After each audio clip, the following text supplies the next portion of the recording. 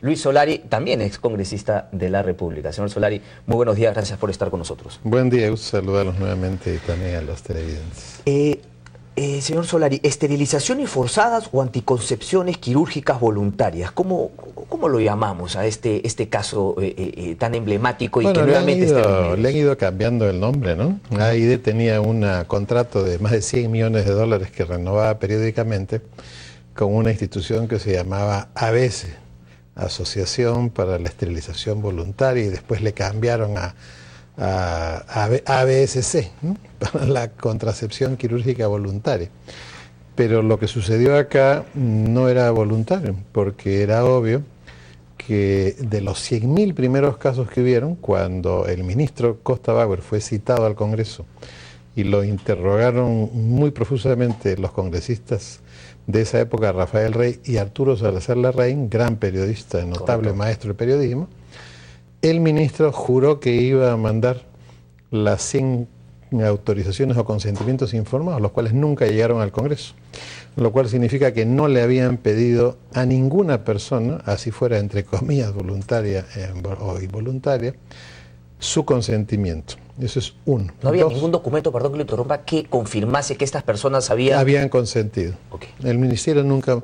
Eso es lo primero que tiene que saber el ministerio. Y lo segundo es que, como siempre, el control político social, cuando no funcionan las instituciones, correcto, y solamente son eco de lo que los medios hacen, control político social lo hacen los medios. La primera denuncia fue de República.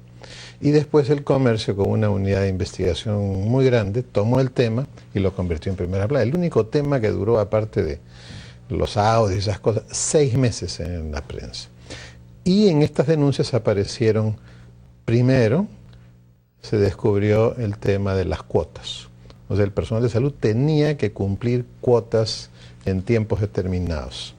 2, los incentivos al personal de salud para que cumplieran la cuota, premios.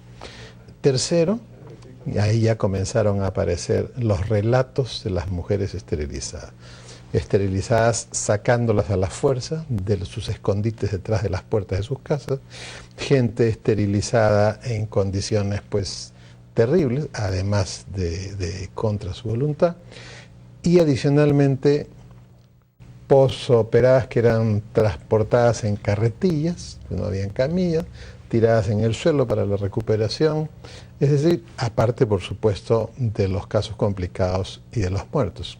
Entonces, ¿qué significa? Era claro que había una política de Estado de esterilización. Espero que esta vez el caso se judicialice. No es cierto que el caso ha sido investigado y archivado. Eso es una, ¿cómo le podemos decir? Mentira política, pecado, ya nada de esa.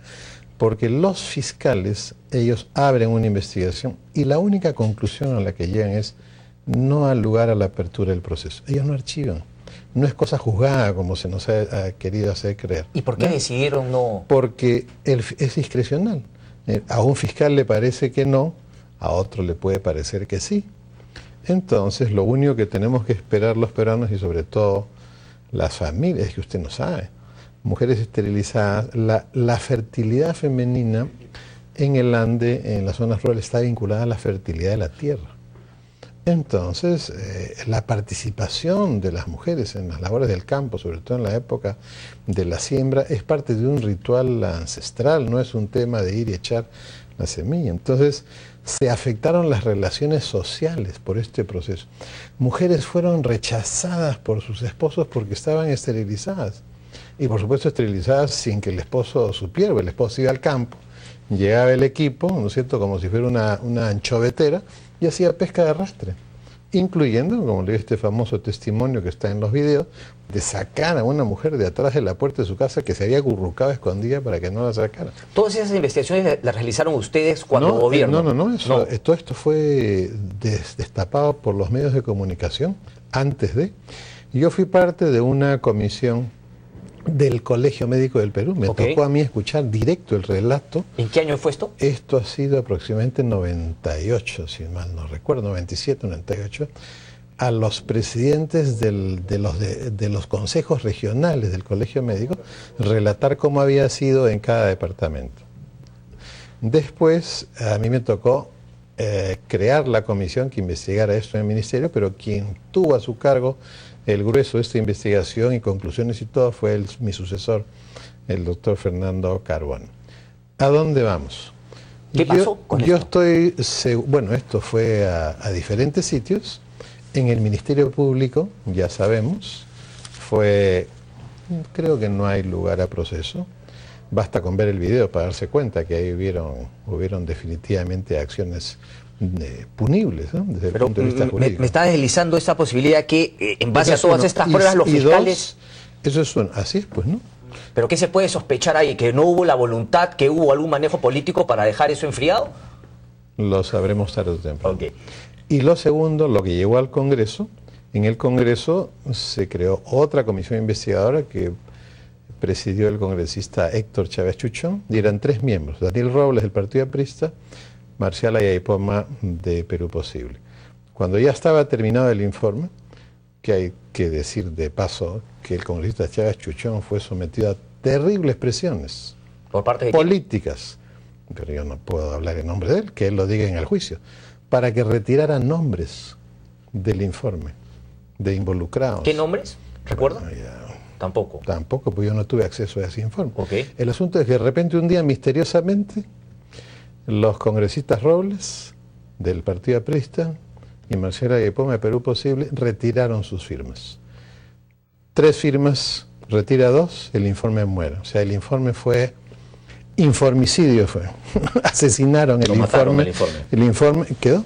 Entonces es obvio de que ha habido un manejo político de este tema. Y yo no tengo dudas de que el día que esto se judicialice y pasen los testigos y pasen las mujeres para que cuenten lo que se hizo con ellas, estoy seguro que ese juicio será tan famoso como el juicio de Nuremberg.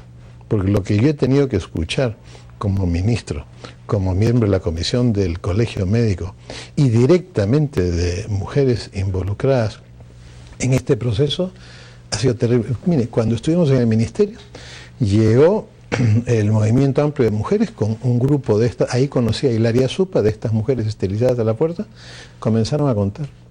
Hasta el camarógrafo lloraba. Y obviamente los que no llorábamos no pudimos evitar tener los ojos rojos e inyectados de lo que tuvimos que escuchar en eso. Y no solamente era el relato del hecho, eran las consecuencias familiares, sociales. Por esa razón, cuando una de las primeras cosas que se hizo, cuando se tomó relación con la Universidad de Harvard para que hiciera un entrenamiento para la atención psicológica de mujeres y hombres de las zonas rurales en relación al tema de la violencia que se había vivido, se incluyó además para que atendieran a las víctimas de estos procesos de esterilización forzada, porque era obvio que había habido un daño emocional y familiar muy importante.